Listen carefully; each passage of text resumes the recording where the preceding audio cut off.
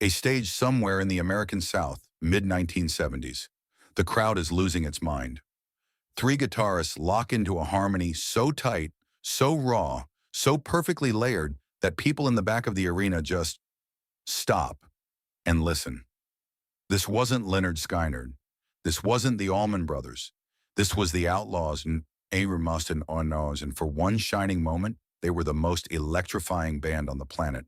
They exploded onto the national stage in 1975. FM radio couldn't stop spinning them. They shared stages with The Who. They toured alongside Lynyrd Skynyrd. And their signature song, a sprawling, guitar-drenched epic called Green Grass and High Tides, became one of the most iconic tracks in all of Southern rock. But by 1982, the band was gone, disbanded. The lineup that made them famous had crumbled piece by piece. Watch the man who held it all together eventually died in 2007. The Outlaws' name kept going, passed through lineups without a single original member, while fans argued bitterly about whether it was even the same band anymore. How does a group that talented, that celebrated, that loved, fall apart that completely? To understand the collapse, we go back to Tampa, Florida, to 1967, to a group of young musicians who had no idea what they were building or what it would eventually cost them. Tampa in the late 1960s wasn't a rock and roll mecca. It was humid, working class, and light years from New York, Los Angeles, or Nashville. But it had clubs, sweaty, packed, loud clubs where bands played for whoever showed up, night after night, sharpening their sound the hard way. That's where the Outlaws were born, formed in 1967. The original lineup, Huey Thomason, Henry Paul, Frank O'Keefe, and Monty Yoho, wasn't chasing trends. They were chasing something harder to define, a sound that blended country storytelling, blues feeling, and hard rock aggression into something nobody else was doing quite the same way. Huey Thomason was the visionary, a guitarist and vocalist with an almost architectural understanding of how multiple guitar parts could interlock and soar. Huey was the spine of the operation, the one who stayed when others left, who kept reforming, rebuilding, and pushing forward. Henry Paul was the foil. Also a guitarist and vocalist, Henry brought a rawness and melodic sensitivity that balanced Huey's intensity. Together, they were the twin engines of the Outlaws' defining sound. When in that sound, those dual guitar harmonies, was the thing that made them unlike anyone else. Not just two guitars playing at once, but interlocking melodic lines woven together like braided steel. Later, they'd expand to triple guitar arrangements. In an era when Southern rock was already pushing boundaries, the Outlaws were pushing even further. But the early years were rough. The band struggled to get national attention through the late 60s and into the early 70s. Early recordings went nowhere. Members drifted in and out. A major label deal felt like a fantasy. Through every lineup shift and setback, Huey didn't quit. He reformed the band in the early 70s with a tighter, more focused direction. The reputation in the Southeast began to grow. But even then, something was baked into the foundation that would matter enormously later. Everything ran through Huey. He was the constant, the glue, which meant every other member, every other creative voice was in some sense secondary. That's not a criticism. That's just the architecture. And in bands, the architecture almost always determines how they fall. But even in the beginning, the seeds of destruction were already there. Everything changed in 1975. The Outlaws signed with Arista Records and released their self-titled debut album. It was an immediate statement, a record that announced a band that had spent years earning exactly what it was now delivering. There Goes Another Love Song climbed the Billboard Hot 100 and introduced the Outlaws to a national audience. Radio embraced it. Critics praised the musicianship. The band was suddenly not just a regional act. They were a national force. And then there was Green Grass and High Tides. If you've heard it, you already know. A driving, urgent riff that builds through layers of interlocking melody, then opens into one of the most extended guitar showcases in rock history. Multiple solos, multiple players. Each distinct, each contributing to something larger than any individual part. It was a masterclass in everything the Outlaws did better than almost anyone. But beneath this triumph, something was quietly taking shape. 1976 brought Lady in Waiting, and the momentum continued.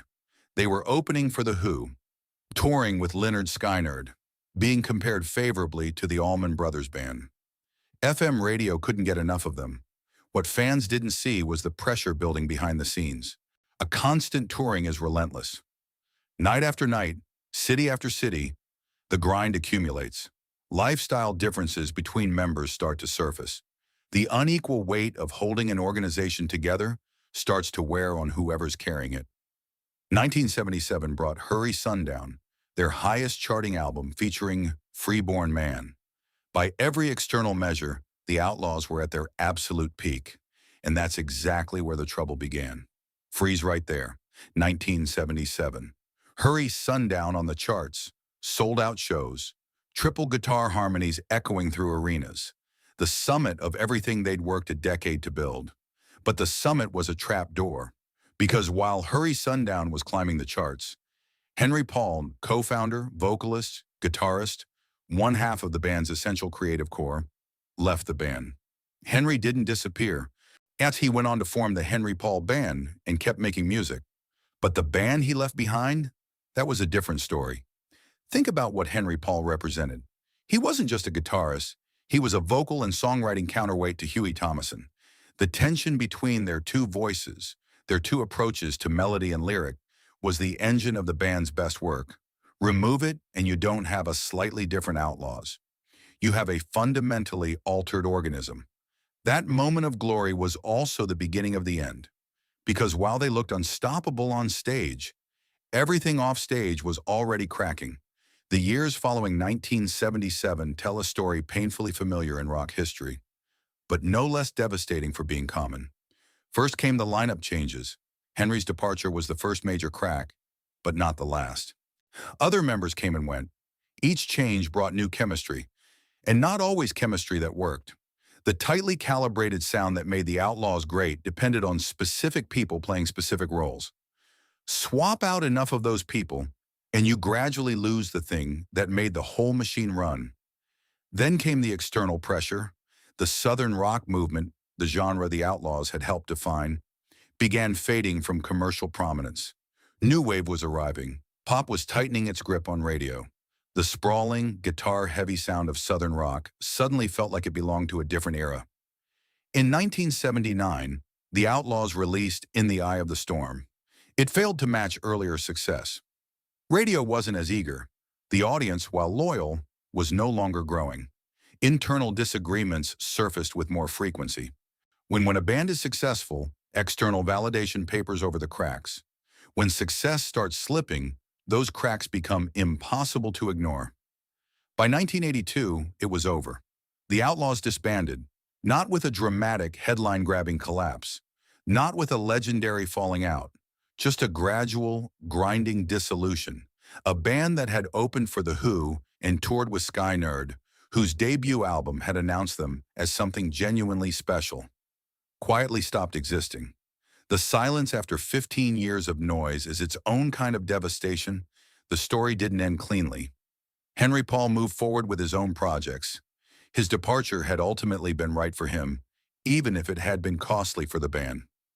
Huey Thomason eventually found his way to another Southern rock institution. Lynyrd Skynyrd is cementing his reputation as one of the finest guitarists the genre had produced. The Outlaws, meanwhile, did what bands do. They tried to come back. Reunions in the mid-'80s, new material with mixed reception, Henry Paul rejoining for certain lineups, performances at Southern rock festivals where Green Grass and High Tides was received with genuine, undiminished warmth.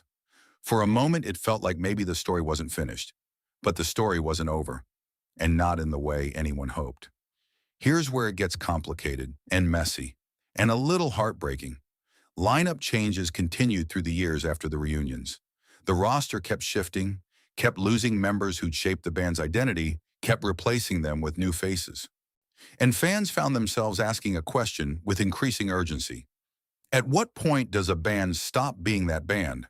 When Huey Thomason died in 2007, that question became unanswerable. He had been the one constant through everything. The founding, the breakups, the reunions. the decades of persistence.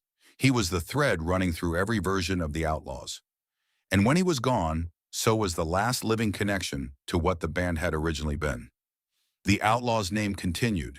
Concerts were booked. Tours happened. But no original member remained. The name existed. The music existed. Green grass and high tides would always be what it was. But the people who created that sound in Tampa, who refined it through years of club shows, who delivered it to the world in 1975, they were gone. Fans debated. Forums argued. People who'd seen the original band live drew sharp lines. It was a disagreement with no resolution because it was ultimately about identity, and identity can't be settled by a contract. The Outlaws became a cautionary symbol, the band whose name outlived the band itself. So where does that leave us? Some version of the Outlaws continues to tour. Green Grass and High Tides still gets airplay. Their debut album remains a document of a specific, brilliant moment in American rock.